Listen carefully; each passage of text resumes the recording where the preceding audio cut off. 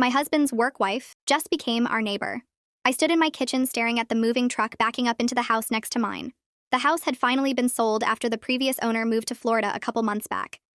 I baked cookies to welcome them to the neighborhood and walked over. The front door was open with boxes everywhere.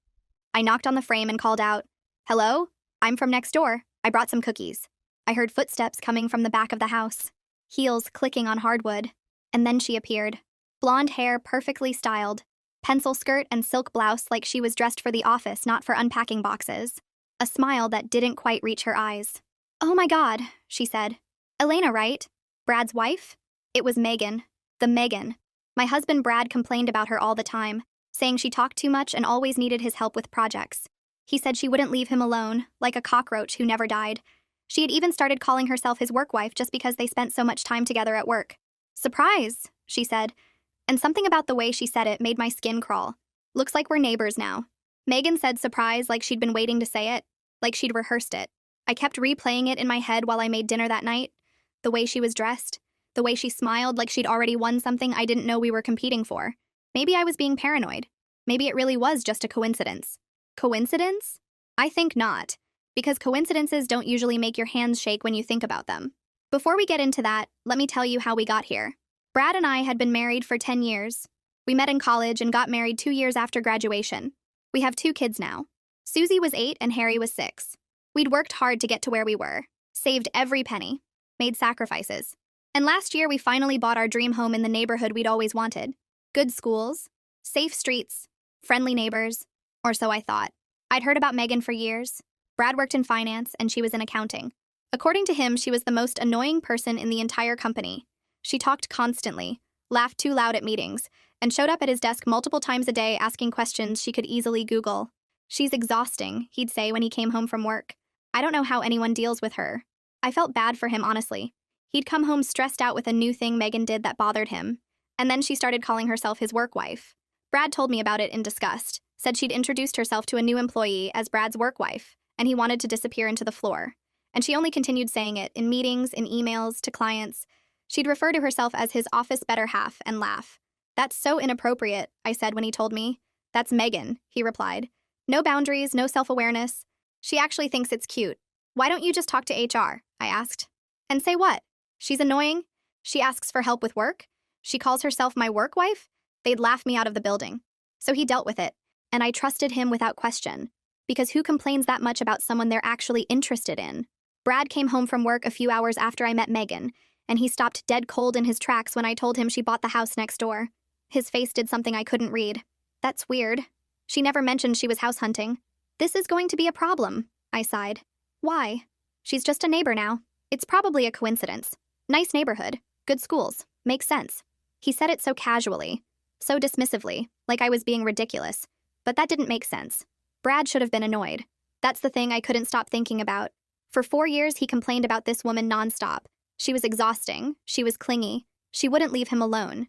And now she's living 10 feet from our bedroom and he shrugged it off like I told him we were out of milk. Something was wrong with that math. Something didn't add up. And I was going to pay very close attention until I figured out what. It didn't take long for Megan to start making herself at home. Not in her house, in mine. The first time she knocked on our door was a Sunday afternoon. Brad was in the backyard grilling burgers and I was setting the table when the doorbell rang. Megan stood there holding a bottle of wine and smiling. I smelled the barbecue and thought I'd bring something to contribute. Hope that's okay? I tried to be welcoming. I really did. Maybe Brad and I had judged her too harshly and she really was just lonely and looking for friends. So I handed her a plate and poured her a drink and made space for her at our table. But then he sat down next to Brad. Not across from him where there was an empty chair. Next to him. So close their elbows touched when they reached for the salt. "You don't mind, do you, Elena?" she asked after she'd already sat down. Brad and I sit next to each other at every work lunch. Force of habit, I minded. But I smiled and said it was fine because what else could I say? Don't sit next to my husband at my own dinner table? I'd sound insane. Halfway through the meal, Susie spilled her juice, and before I could grab a napkin, Megan was already up. "I've got it, sweetie," she said, wiping down my daughter's shirt with the towel I kept by the sink. The towel she somehow knew was there even though she'd never been in my kitchen before. "There, good as new. You know your daddy spills things at work all the time too? I'm always cleaning up after him." "You clean up after daddy?" Susie asked. "Someone has to," Megan laughed. "He's helpless without his work wife. Right, Brad?" Brad chuckled and shook his head, but he didn't correct her. Didn't say, "Actually, you're not my work wife." Just let it sit there like it was true. After dinner, I started clearing plates, and Megan jumped up to help. You wash, I'll dry, she said, positioning herself at my sink like she belonged there. Brad, honey, can you keep the kids busy for a minute? Girl talk. Brad, honey. She called my husband honey in my house, and he just nodded and took the kids outside like it was normal. So, Megan said once we were alone, how long have you and Brad been together? 12 years, 10 married. Wow, that's a long time. Things must get pretty routine by now, huh? We're happy. Oh, I'm sure you are. I just mean it must be hard, keeping things exciting after so long. Brad told me you guys have been in a bit of a rut lately. I stopped washing. He said that? Don't worry. He didn't go into detail. He just mentioned things have been a little stale. Intimately. She said that last word quietly, like we were sharing a secret. I told him that's totally normal. Every marriage goes through dry spells. Because she knew so much about marriage. My husband had talked to this woman about our intimate life. About our dry spells. I felt something cold settle in my chest, but I kept my voice steady. Brad and I are fine. Of course you are, she said, patting my arm with a wet hand. I'm just saying if you ever need advice. I've been told I'm very good at keeping men interested. She smiled at me, and for a second, the mask slipped. I saw something underneath. Something hungry. Then Brad came back inside with the kids, and she was all warmth again. Hugging Susie goodbye, high-fiving Harry, telling Brad she'd see him Monday with a look that lasted a beat too long. That night, I asked Brad if he'd told Megan about our relationship. He said he didn't remember. He said she probably misunderstood something he said about being tired and that I was reading too much into it. There was no way I was. The next few weeks, Megan found reasons to be at our house constantly. She needed Brad's help with her garbage disposal. She wanted to borrow our ladder. She brought over cookies she'd baked and just happened to arrive right when Brad got home from work. Every time I answered the door, she looked past me like she was searching for him. Is Brad here? Became her greeting. Not hi, Elena. Not how are you? Just is Brad here? One afternoon, I came home early from errands and found her in my backyard. She was pushing Susie on the swing set while Harry kicked a soccer ball nearby. Brad was at work. I hadn't given her permission to be there. Elena, hi, she said like I was the visitor. The kids were playing outside and I thought I'd keep an eye on them. I know your sitter leaves at 3 and I saw her car pull away, so I figured I'd step in. You're welcome. I was only gone 20 minutes. You can never be too careful. There are crazy people everywhere. She hopped off the swing and smoothed down her dress. Susie was just telling me about her dance recital. I'd love to come watch, if that's okay with you. Susie looked at me with hopeful eyes. Can she, Mom? Please? What was I supposed to say? No, this woman who's been nothing but nice to you can't come to your recital because Mommy has a bad feeling? We'll see, I said, and Megan smiled like she'd already won. She came to the recital. She brought flowers. Bigger than the bouquet Brad and I brought. She sat in the front row and cheered the loudest, and afterwards Susie ran to her first. I watched my daughter wrap her arms around this woman's neck, while I stood 3 feet away holding my smaller flowers like an afterthought. She's so talented, Megan said to Brad loud enough for everyone around us to hear. You must be so proud. We are, I said. Megan didn't look at me. Brad, remember when I did ballet? I showed you those pictures from when I was her age. Susie has the same natural grace. You did ballet? Susie asked. When I was little, I could teach you some moves if you want, things they don't show you in regular classes. Mom, can she?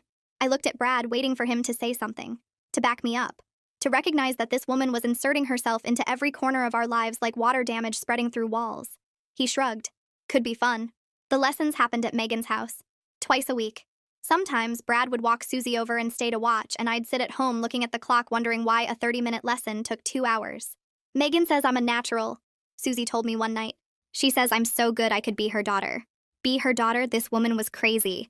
I told Brad we needed to talk. I sat him down after the kids went to bed and laid out everything. The comments about our relationship, the way she showed up uninvited, the lessons, the flowers, the way she looked at him like I wasn't standing right there. He listened. He nodded. Then he said, I think you're being paranoid. I'm not paranoid. I'm paying attention. Megan is just friendly. She doesn't have family here. She doesn't have kids. She's attached herself to ours because she's lonely. It's sad if you think about it. Brad, she told me we were in a rut. She said you talked to her about our intimate life. I never said that. Then why would she? I don't know. Maybe she was fishing. Maybe she wanted to see how you'd react. And that doesn't concern you? He sighed. What do you want me to do, Elena? She's our neighbor. She's my co-worker. I can't just tell her to go away. You can set boundaries. I have boundaries. Really? Because from where I'm standing, it looks like she has a key to our life and you're the one who gave it to her. He got quiet. I could see him calculating, deciding how much truth to give me. You used to hate her, I reminded him. 4 years, Brad. 4 years of coming home and telling me how exhausting she was. How she wouldn't leave you alone. How she was like a cockroach that never died. And now suddenly she's your best friend and I'm supposed to just accept that? People change, Elena. Do they? Or were you lying to me the whole time? He ran his hand through his hair. Fine. You want the truth? I exaggerated, okay? I complained about her because that's what people do about coworkers. I vented because I was stressed and she was an easy target. But she's not actually that bad. And honestly, I feel guilty about all the things I said. I was being hateful for no reason and I'm trying to be better. Trying to be better, I said, not believing him for a minute. Yes. I'm trying to grow as a person. I'm trying to stop being so negative about people who don't deserve it. And if you can't handle the fact that I want to be a better man, then maybe you're the problem here. Not Megan. You. I stood there taking it all in. He'd flipped the whole thing around. Somehow he made me the villain for noticing, turned himself the hero for changing. And somewhere in the middle, Megan got to be the innocent victim of my paranoid housewife fantasies. Fine, I said. Fine, Brad.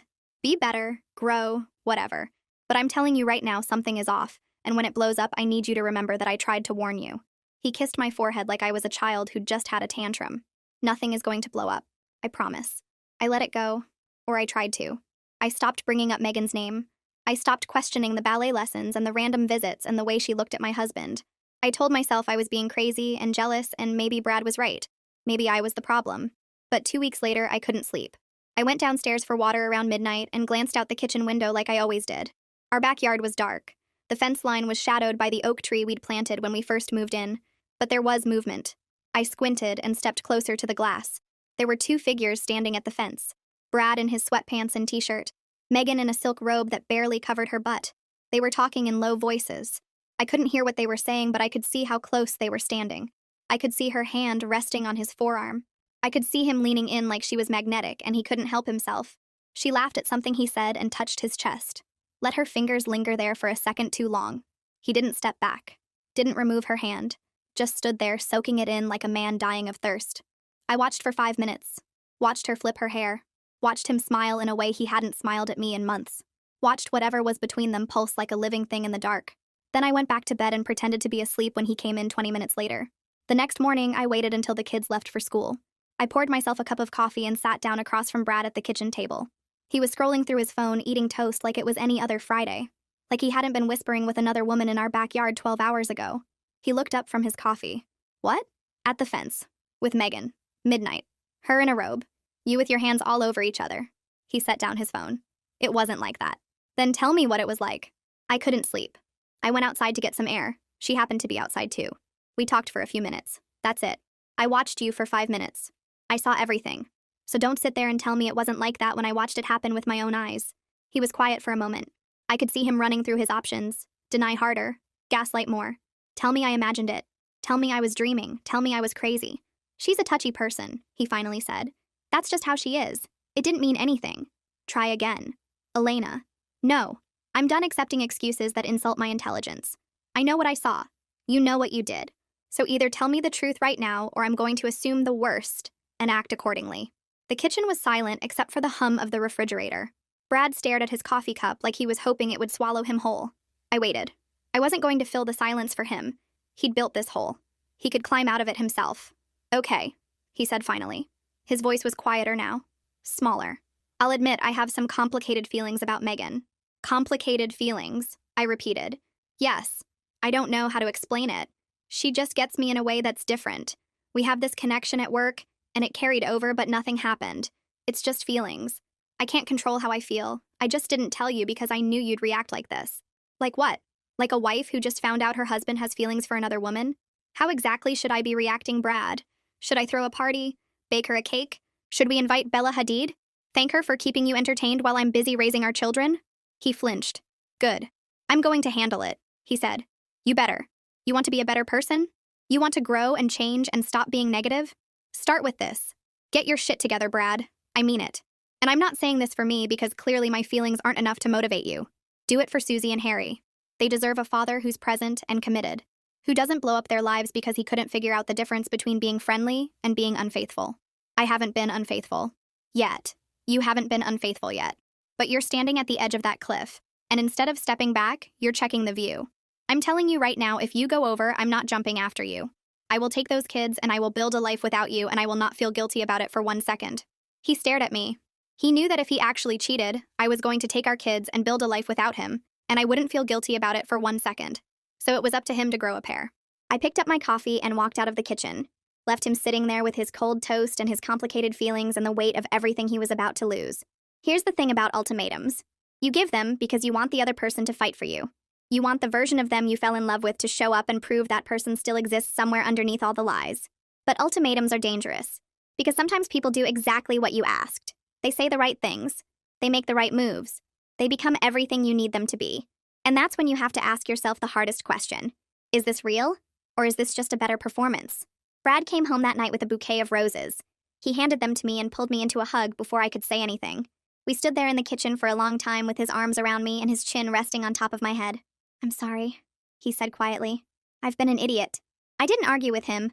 I just let him hold me because fighting takes energy, and I'd spent all of mine. When he finally pulled back, his eyes were wet, and he looked like the man I'd married. Not the stranger who'd been defending Megan for months. My husband. The one I'd been waiting to come back. "I'm going to fix this," he said. "You and the kids are everything to me." "Then show me." "I will. Starting right now." He took the roses from my hand and found a vase under the sink. "Remember when I used to bring you flowers every Friday, when we were first dating? That was a long time ago. Too long. I stopped doing the things that made you fall in love with me, and then I acted surprised when you felt neglected." He filled the vase with water and arranged the roses carefully. "That ends now. Friday flowers are back. And not just flowers. All of it. The stuff that matters." The next morning, I woke up to Susie's laughter coming from downstairs. I found Brad in the kitchen flipping pancakes while Harry tried to sneak chocolate chips into the batter. The table was set. Coffee was made. Brad looked up when he saw me and smiled like nothing in the world was wrong. "Daddy's making heart pancakes," Susie announced. "He said the lumpy one is for you because you like imperfect things. That's why you married him." Brad shrugged. Her words, not mine, but also accurate. "How long have you guys been up?" I asked, pouring myself coffee. "Since 7, Brad said. "I wanted to let you sleep in. You've been carrying everything around here for months, and I've been too checked out to notice. So today, you rest. We've got breakfast handled. Right, guys?" "Right," Harry and Susie said in unison. "And after breakfast, we're going to the park," Brad continued. "Then ice cream. Then whatever Mom wants to do. Today is Elena Appreciation Day." "That's not a real thing," I said. "It is now. I just invented it." I sat down and watched them. This was what our Saturday mornings used to look like before everything got complicated. Before I started dreading weekends because it meant more time to notice things I didn't want to see. We spent the day at the park. Brad pushed Susie on the swings and let Harry climb on his shoulders even though he always complained about his back afterward. At one point, he jogged over to where I was sitting on a bench and handed me a dandelion. "Harry picked it for you, but he was too shy to bring it over himself." I looked at Harry, who was pretending to be very interested in a squirrel. "Tell him I love it." "I will," he laughed, then grabbed my hands. "I made reservations at that steakhouse you like. Mom already agreed to watch the kids." "You called your mother?" "This morning. I told her I needed to take my wife on a proper date because I've been neglecting her." He sat down next to me. "She said it's about time and that she always knew you were too good for me." "Smart woman." "She really is." His phone buzzed once during lunch and he silenced it without looking at the screen. When I raised an eyebrow, he said, "Family day. Everything else can wait." I wanted to believe it. I wanted to sink into this version of my life and forget the last few months ever happened. But there was still a part of me waiting for the mask to slip, watching for the moment when he'd check his phone, or glance toward Megan's house, or find an excuse to step outside alone. That moment didn't come. The week that followed felt like someone had turned back time. Brad came home right after work every day. He texted me during lunch just to say he missed me. He helped with homework, and did bath time without being asked, and fell asleep next to me on the couch instead of disappearing into the garage. Megan's name didn't come up once. Not a complaint. Not a mention. Nothing. That's when the guilt started creeping in. I thought about all the dirty looks I'd given Megan, the way I'd shut her out of conversations, the coldness I'd shown her when she was probably just a lonely woman trying to make friends in a new neighborhood. She'd brought wine to our barbecue, and I'd acted like she was plotting to steal my family. I brought it up to Brad one morning while he was getting ready for work. "Do you think I should apologize to Megan?" He paused with his tie half done. "For what?" "For being such a bitch to her. She probably thinks I'm completely unhinged." "You weren't a bitch. You were protecting your family. There's a difference." "I accused her of trying to seduce you because she sat next to you at dinner." "Okay, that was a little much," he admitted. "But I didn't exactly help the situation. I should have set clearer boundaries from the start instead of letting things get weird." He finished his tie and turned to face me. "She actually told me she feels bad about everything. She's been keeping her distance because she doesn't want to cause more problems." That made it worse. This woman had been tiptoeing around her own neighborhood because of me.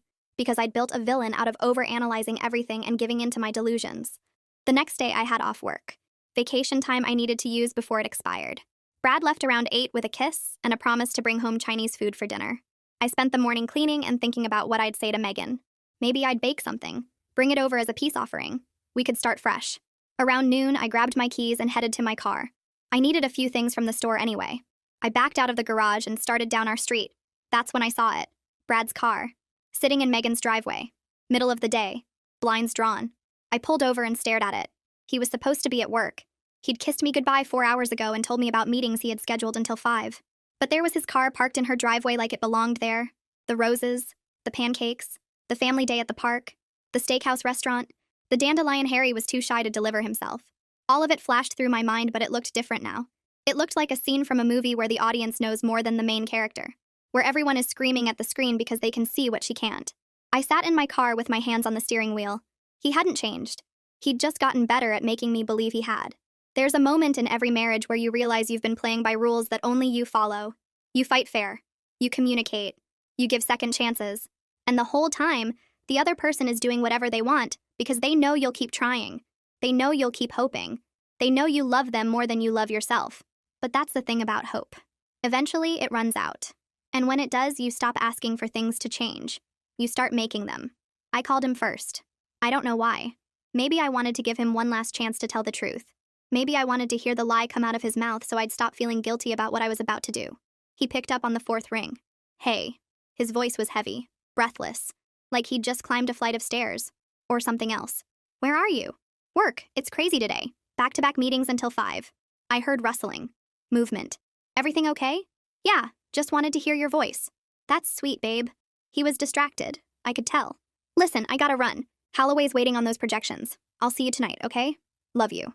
He hung up before I could respond. I sat in my car for a full minute staring at his name on my phone screen. Back-to-back meetings. Holloway's projections. The same lies he'd been telling for months, probably. The same voice he'd used to promise me Friday flowers were back. The same mouth that had kissed me goodbye this morning before driving straight to her house. His car was in Megan's driveway. I'd driven past on a hunch. Just to check. Just to prove myself wrong. But there it was. The black Mustang I'd helped him pick out 2 years ago. Parked behind her white Nissan like it belonged there. I pulled in behind him. Blocked him in. If he was going to run, he'd have to go through me first. The front door was unlocked. I didn't knock. I walked in like I owned the place because in a way, I did. Every late night he'd spent working. Every weekend conference call that went 3 hours long. Every business trip that required him to leave on Friday and come back on Monday. I'd paid for this. I'd earned the right to walk through that door. The living room was dim. Curtains drawn. Vanilla candles flickering on the coffee table like this was some kind of romantic movie and not the destruction of everything I'd built. I heard them before I saw them. A low laugh. His voice murmuring something I couldn't make out. Her responding with a sound that made my jaw clench. They were on the couch. Brad's shirt was unbuttoned to his stomach. Megan was straddling him, her blouse somewhere on the floor, her hands in his hair. Neither of them heard me come in. They were too busy, too distracted, too certain they'd gotten away with it. Back-to-back meetings, huh? Brad's head snapped toward me so fast I thought he'd hurt himself. He shoved Megan off his lap and scrambled to his feet, his hands flying to his buttons like covering up, now would erase what I'd already seen. Elena? He said my name like it was a foreign word, like he'd forgotten I existed. What are you? How did you? Your car's in her driveway, in the middle of a Tuesday, while you're supposedly in back-to-back meetings. I leaned against the doorframe, crossed my arms. I'm not a detective, Brad, but even I can solve that mystery. Megan didn't scramble. She didn't panic. She stood up slowly, smoothing her hair like she'd just woken up from a nap. Her lipstick wasn't even smudged. She reached for her blouse and pulled it on one arm at a time, taking her time, letting me watch. You could have texted first, she said. Given us a heads up. Sorry. Didn't realize I needed an appointment to catch my husband cheating. Cheating is such an ugly word. She buttoned her blouse from the bottom up. I prefer connecting. Brad and I have a connection. We always have. I'm his work wife, after all. That phrase again. She loved throwing that in my face and he loved ignoring it. Brad stepped toward me, his hands raised like he was approaching a wild animal. Elena, listen to me. This isn't what it looks like. You're right. It looks like you were about to sleep with your coworker on her couch, but I'm sure you were just giving her CPR. Mouth to mouth. Very thorough. I'm serious. His voice dropped. Softened. The same tone he used when he was trying to talk me out of being upset about something. Megan and I were just talking. Things got out of hand. But nothing happened. You walked in before anything actually happened. Your shirt's unbuttoned and her bra's on the lampshade, but sure, nothing happened. Megan laughed. A short, sharp sound. She's smarter than you give her credit for, Brad. I told you she'd figure it out eventually. Shut up! He whipped around to face her. This is your fault. You pushed this. You moved here. You wouldn't leave me alone. Oh, please. Megan rolled her eyes. You were texting me before I even signed the lease. You helped me pick out the paint colors. You told me which side of the fence had the better view of your bedroom window. Don't act like you're the victim here. I watched Brad's face change, the panic changing to something harder, something meaner. He turned back to me with a look I'd never seen before. Or maybe I had, and I just refused to recognize it. You know what? Fine. Yes. Megan and I have been spending time together. But have you asked yourself why? He took a step closer. When's the last time you looked at me the way she does? When's the last time you made me feel like I mattered? You're so busy with the kids, with work, with your little projects. You haven't touched me in weeks. You barely talk to me anymore. What was I supposed to do? Not sleep with the neighbor seems like a good start. You created this situation. If you'd been paying attention to your marriage, so this is my fault. I nodded slowly. I made you lie to me for months. I made you sneak around behind my back. I made you bring her into our children's lives and let them get attached to the woman you were planning to replace me with. That's not what I said. That's exactly what you said. You're just mad I repeated it back without the spin. Megan moved to stand next to Brad. Close, possessive. Her hand brushed his arm like she was claiming territory. Elena, I know this is hard to hear, but sometimes marriages just run their course. It's not anyone's fault. People grow apart. Brad and I grew together. These things happen. These things don't just happen.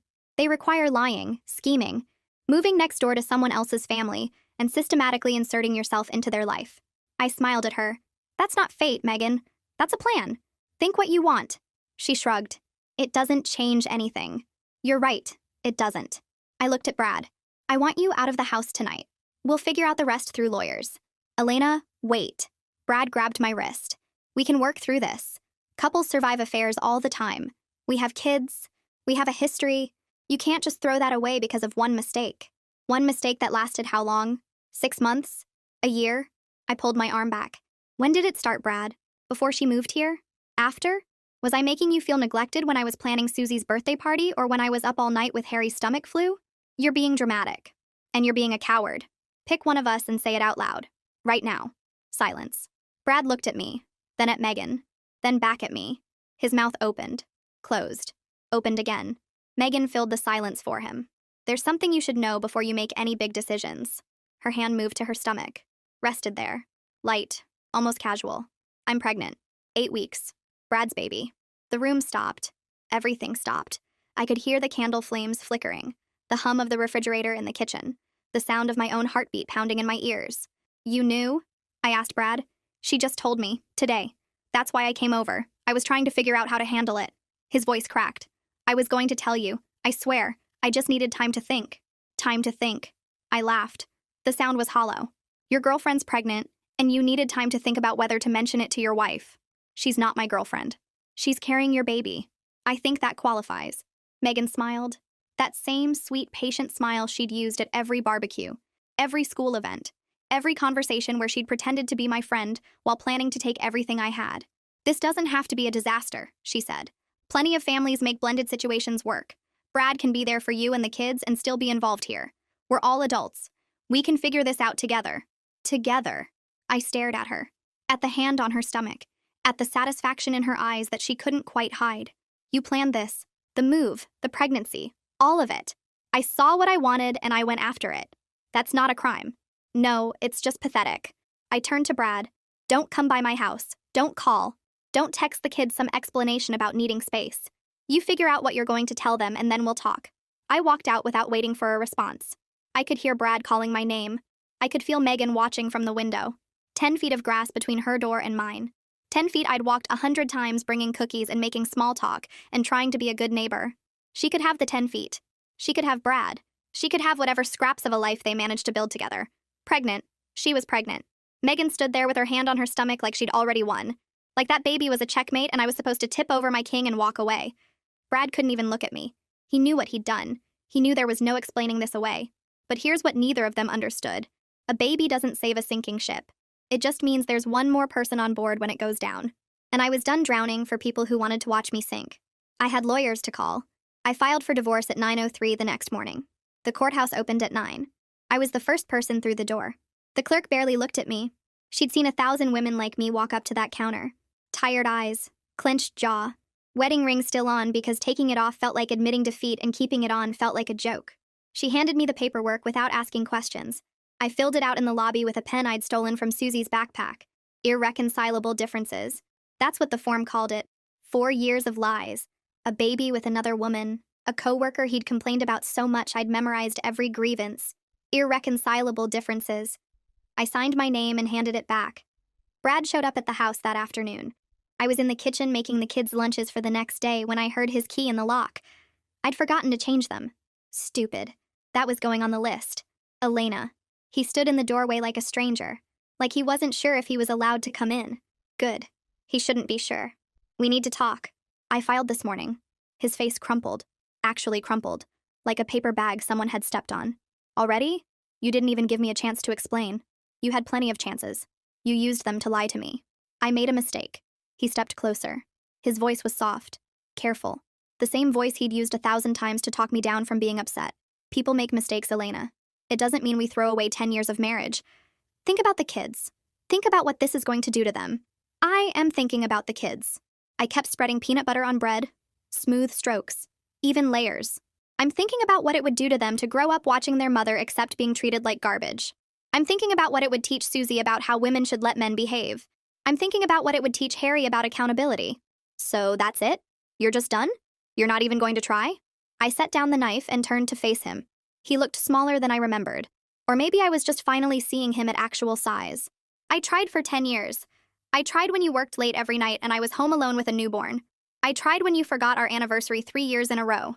I tried when you complained about Megan constantly and I listened and sympathized and never once suspected that the reason you couldn't stop talking about her was because you couldn't stop thinking about her. His jaw tightened.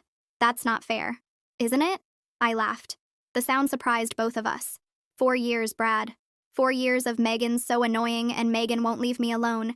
And Megan's like a cockroach who won't die. You know what I think now? I think you were mad. Not at her. At yourself. Because you wanted her, and you knew wanting her made you a bad person. So you complained about her instead. Made her the villain. Made yourself the victim. And I bought every word of it because I trusted you. You're twisting everything. I'm seeing clearly for the first time in years. He changed tactics. I watched it happen in real time. The softness melted away. Something harder took its place. Fine. You want a divorce? Let's talk about what that actually looks like. I make more money than you. I can afford a better lawyer. You really want to drag this out in court? You really want the kids to go through that? Are you threatening me? I'm being realistic. He shrugged. You file for divorce? You're not just leaving me. You're leaving the life I provided. The house, the cars, the vacations. You think you can maintain all that on your salary? I picked up the knife again. Went back to the sandwiches. I think I'd rather live in a studio apartment with my dignity than in a mansion with a man who sleeps with the neighbor and blames me for it. Elena? Get out. I didn't raise my voice. I didn't need to. The kids will be home in an hour. I don't want them to see you here.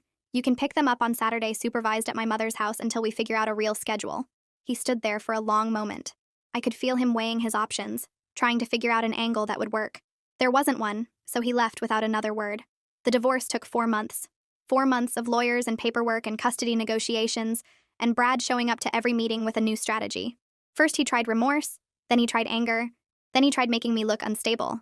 His lawyer brought up my erratic behavior and paranoid accusations. My lawyer brought up the text messages I'd subpoenaed from his phone. 14 months of conversations with Megan. Explicit photos. Plans to leave me once Harry started kindergarten so it would be less disruptive. The judge gave me primary custody. Brad got every other weekend and Wednesday dinners. He also got the privilege of paying child support for 2 households now, since Megan's baby was due in 5 months. I saw them together once, about 3 weeks after the divorce finalized. I was picking up Susie from ballet. The class Megan had stopped offering once she realized free access to my kids wasn't part of the package anymore. Brad's car was parked outside Megan's house. I could see them through the window. She was gesturing wildly. He was sitting on the couch with his head in his hands. The same couch I'd found them on. Funny how different it looked now. The moving truck showed up at Megan's house 6 weeks later. I watched from my kitchen window as she loaded boxes into the back. Alone. Brad's car was nowhere to be seen. My mother told me later what happened. Small town. Word travels. Apparently Megan hadn't realized that Brad's lifestyle was mostly funded by our dual income. The house we couldn't really afford. The cars we'd leased instead of bought. the credit card debt we'd been juggling for years. She thought she was getting a successful finance guy with a nice house and a stable future. What she got was a man paying child support to two women, living in a one-bedroom apartment, and crying into his beer about the family he'd thrown away. She left him 3 weeks before the baby was born. I don't know where she went. I don't care. The house next door sat empty for 2 months before a nice older couple bought it. They brought me cookies the day they moved in. I almost laughed. Brad still picks up the kids every other weekend. He's thinner now, quieter.